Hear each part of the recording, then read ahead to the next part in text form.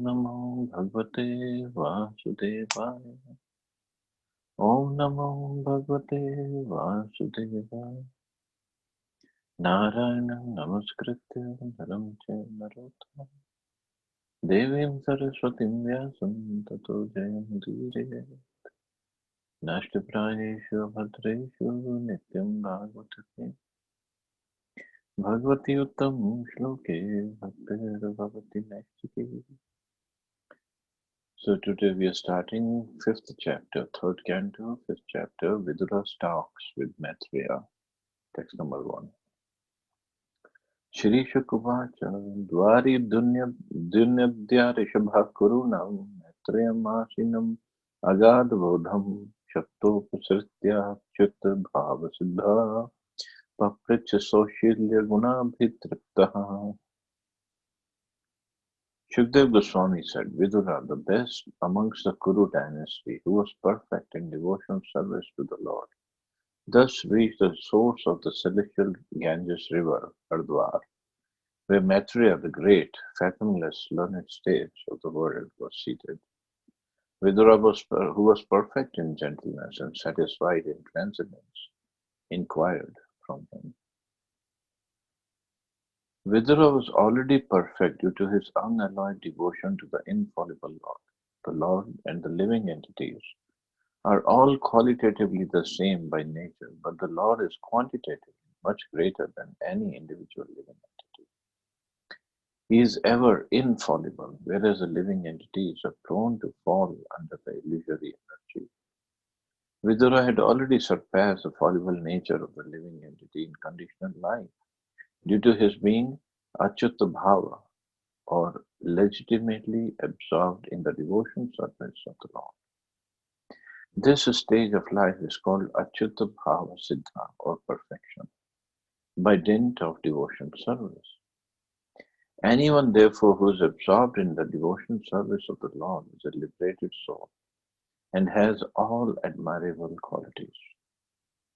The learned sage Maitreya was sitting in a solitary place on the bank of the Ganges at Haridwar, and Vidura, who was a perfect devotee of the Lord and possessed all good transcendental qualities, approached him for inquiry. So see, in this whole purport, basically Vidura's qualities of perfection are mentioned. He was always in the bhav, the Achyuta bhav. He was at the stage of bhav, always absorbed in devotional service. So nine Navada Bhakti is there. So 1, 2, or all the 9, whatever he was doing, he was always absorbed, and he was perfect by dint of devotion service. Still, he approached Maitreya Rishi and inquired from him. One who is perfect, what is the need for him to inquire?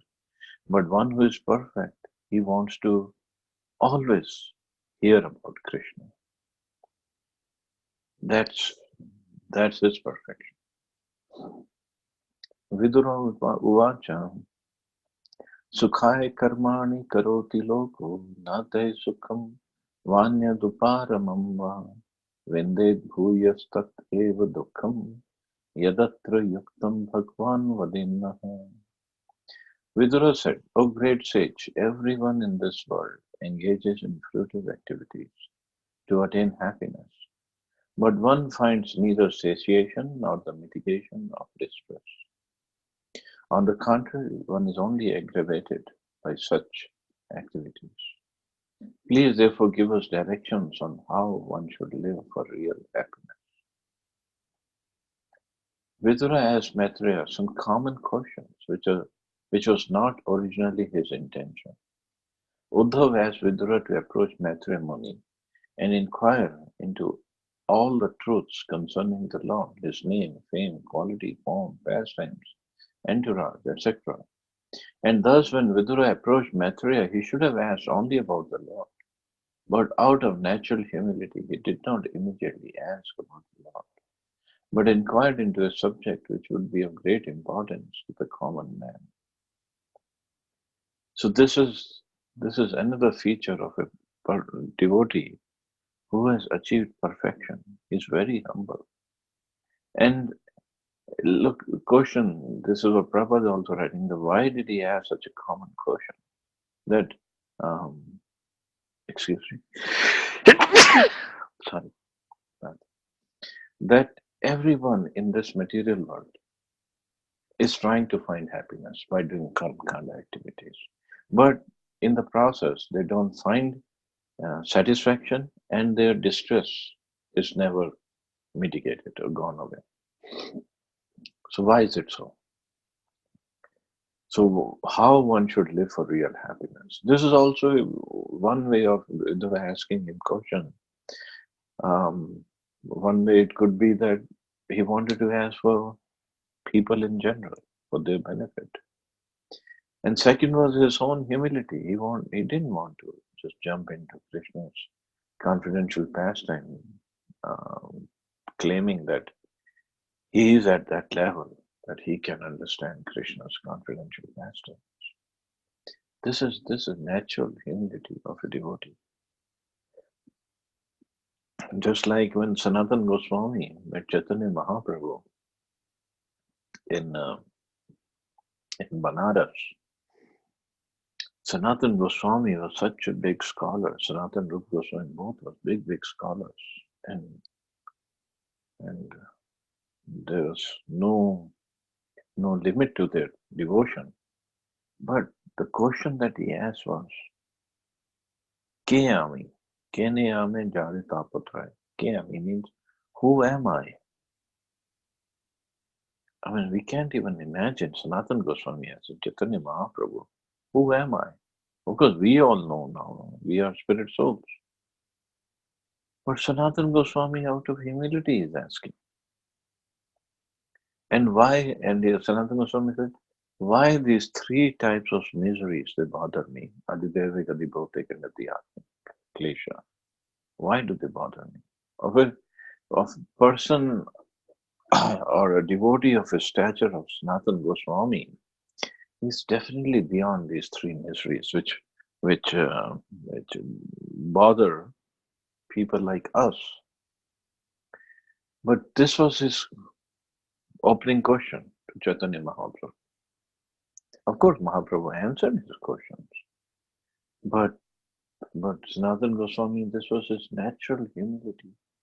He was like saying, and also he said, I don't know answer to these questions. Although all the Gramvasis, all the people in the village, they call me Pandit, but I don't know the answer to these questions. Here, similarly, Vidurji is asking these questions. It is natural humility. A common man cannot understand the Lord. He must first know the real position of his life under the influence of the illusory energy. In illusion, one thinks that he can be happy only by fruitive activities. But what actually happens is that one becomes more and more entangled in the network of action and reaction and does not find any solution to the problem of life. There is a nice song in this connection. Because of a great desire to have all happiness in life, I built this house. But unfortunately, the whole scheme has turned to ashes because the house was unexpectedly set on fire. The law of nature is like that. Everyone tries to become happy by planning in the material world, but the law of nature is so cruel that it sets fire to one's schemes. The fruitive worker is not happy in his schemes, nor is there any satiation of his continuous hankering for happiness. So this is material world, basically. Everybody is hankering for happiness, everybody is running after happiness, and the way they perceive happiness is by collecting more and more and more and more material prosperity or material assets. And in that process, they do all kinds of karma khanda activities. But what happens? Like in the shloka it says, there is no satiation. Even if somebody gets what he wants, but satisfaction is not there because then he wants much more. than what he got. And at the same time, there is uh, the thing will be taken away, and and there is no mitigation of distress. Even if one gets it, he's always worried. And in fact, more property or assets or material assets one has, more he will be worried because then will be more people who will be envious of him. More people will become his enemy. And then he'll be more worried. So what is the point? He worked hard, whether by hook or by crook, he got the money, and now he made more enemies, and he thinks he is happy. He cannot be happy. He's not happy, and he's not satisfied either. And this is what this cycle of action and reaction goes on, and it entangles him more and more in that cycle. And Prabhupada quotes a nice song. I believe this song is in Bengali, but he translates in English. Because of a great desire to have all happiness in life, I built this house. So generally, we build a house that we can live comfortably in the house. But unfortunately, the whole scheme has turned to ashes because the house was unexpectedly set on fire. So this is what happens. So house could be the figure, the real house, or any anything that we create can be called a house because we want to, uh, or even this body is also considered a house, thinking that we'll be happy in this house. But it doesn't happen like that. Just like Lord Vamandev, when he appeared and he went to Bali Maharaj's uh, yagya, and he begged for three paces of land, three steps of land. Bali Maharaj was laughing at him, and he made fun of him. He said, You're a you're a very young, very immature Brahman. That if you want, I can give you a whole planet, whole kingdom I can give you. You just want three paces of land? That's it? You're not very mature. And Vamandev replied, if a person, I mean, besides other things, Vamandev said, if a person is not satisfied with little, he will not be satisfied with lot. So that is a key for satisfaction and happiness. It doesn't mean one should not work hard. It doesn't mean one should not work to make one's material life more comfortable. But one should be satisfied. And in fact, understanding that making material life comfortable is not going to happen even if somebody lives in a palace. He can be happy, satisfied in a small hut. But the real purpose is not to make palaces to live in. The real purpose is to engage in devotion service, to get on the path of self-realization. That is the real purpose of life. But those who don't follow that, and which is 99.99% of population, they're always unhappy. They're always in distress, no matter how much they got.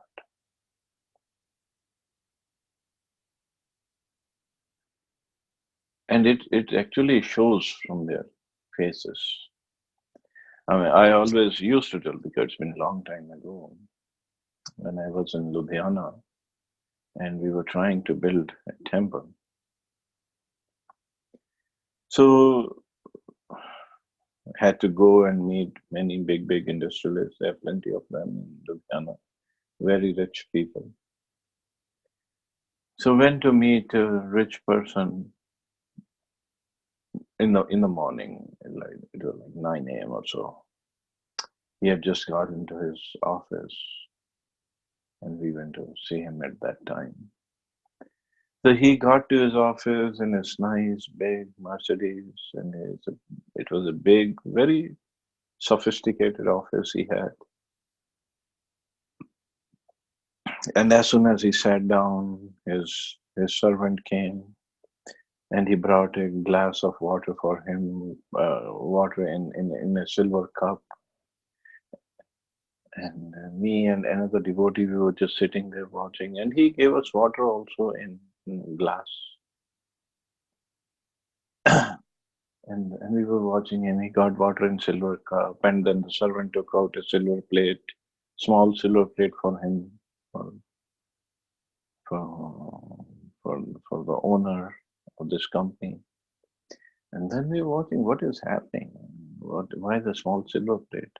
And then the owner took out his um, the bottle of pills, medicines, and he took out 4 or 5 medicines, and he puts them on the silver plate, and then he eats it, and with the water from the silver cup he drinks, and then he gives us some time.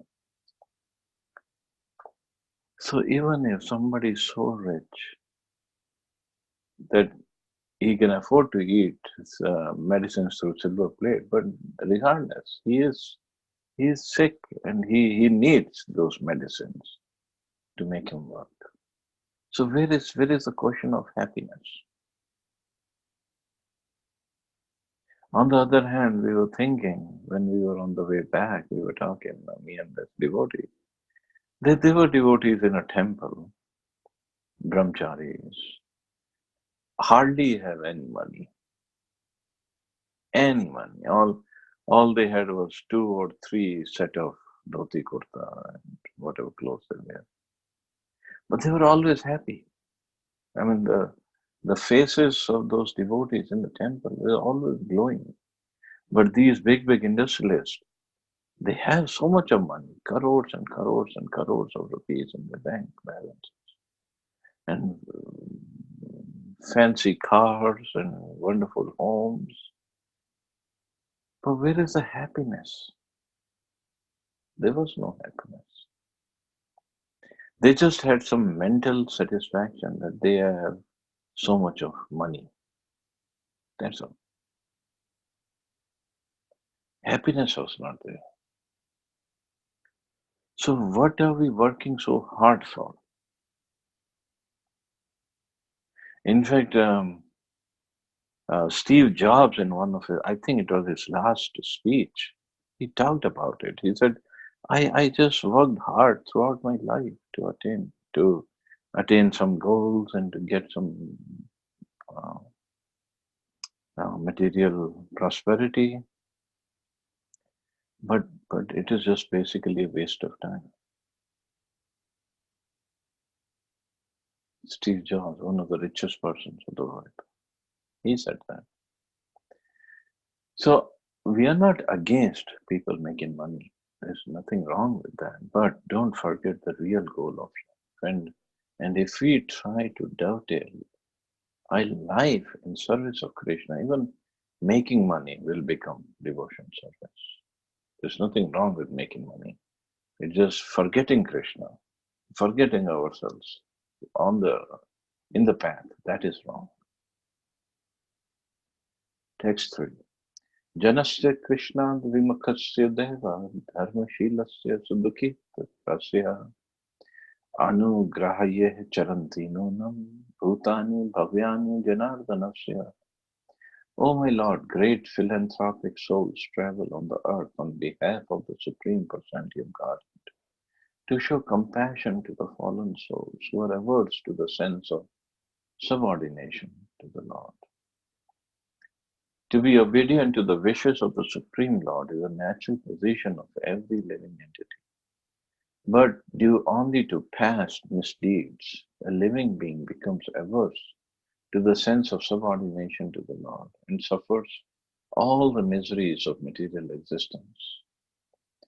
No one has anything to do but render devotion service to the Supreme Lord Sri Krishna. Therefore, any activity other than transcendental loving service to the Lord is more or less a rebellious action against the Supreme Will. All fruitive activity, empiric philosophy, and mysticism are more or less against a sense of subordination to the Lord. And any living entity engaged in such rebellious activity is more or less condemned by the laws of material nature, which were under the subordination of the Lord. So Prabhupada is writing, anything we do is a sort of is an act of rebellion against the Lord if it is not uh, a devotion service to the Lord. Any activity that we do. Great unalloyed devotees of the Lord are compassionate towards the fallen, and therefore they travel all over the world with a mission of bringing souls back to Godhead, back to home. Such pure devotees of the Lord carry the message of Godhead in order to deliver the fallen souls, and therefore the common man who is bewildered by the influence of external energy of the Lord should avail himself of their association. Vidurji himself is a pure devotee. Vidurji himself is traveling all over the world. Of course, he was going to Tirtha Yatras, but whoever he would meet, obviously, is going to talk about Krishna. So the people are doing this karma kanda activities or working so hard to get some material prosperity, but they are not satisfied like in the previous verse, and the distresses are not gone. Devotees know this, and this is what they travel all over the world for, to preach, to show the people that there is a better way of living than what they are used to. And this is what Prabhupada did when Prabhupada came to America and then went to all over the world 12 times, or 12 or 14 times, all over the world he traveled, just to remind the conditioned, forgotten souls what is our real position, and to push his disciples to go out and tell the people this is what the real life is all about. So that is why preaching is very, very important, because this is what the Vaishnavas or the devotees live for, because they have so much of compassion in their heart for the people, for the living entities who are suffering. You just go outside in the market or in the office and anywhere, sit in the metro, just look at people's faces. Everybody is in anxiety. Everybody is in distress. So this is what we have to carry the message of God to them. Take this message to them. In fact, like devotees were asking, oh, I don't know the philosophy, how am I going to preach, what I'm going to say. In fact, our real preaching is, it's not like you have to conduct big pandal program and give the message to thousands of people at a time. No. If somebody can do that, great. But the real purpose is to really bring them into Krishna consciousness, to be friendly, to be loving, caring, that nature of helping, compassionate nature. So that is real preaching. Preaching is, preachers come and go. They give lectures, they inspire or maybe attract the people, or attract the crowd, and then they go away. But the real preaching is when we go out and lend a caring, loving hand to even one person. That's why I always say just one person a year. Don't go for more than that. And just give them the love they need. Give them the attention, the caring they're looking for. And show them how to make progress on this path. Then that is what is the real caring is. And real devotion is. Real preaching is that. So let's plan on doing that. And today in India is Ganesh Chaturthi, so we can pray to Ganeshi to remove all the obstacles on our path of devotion service. So please, we can pray to Ganesh. Please help us to make progress properly and without any obstacles that can bother us or check our progress. Anyway, I'll stop here. See anybody with any questions or comments.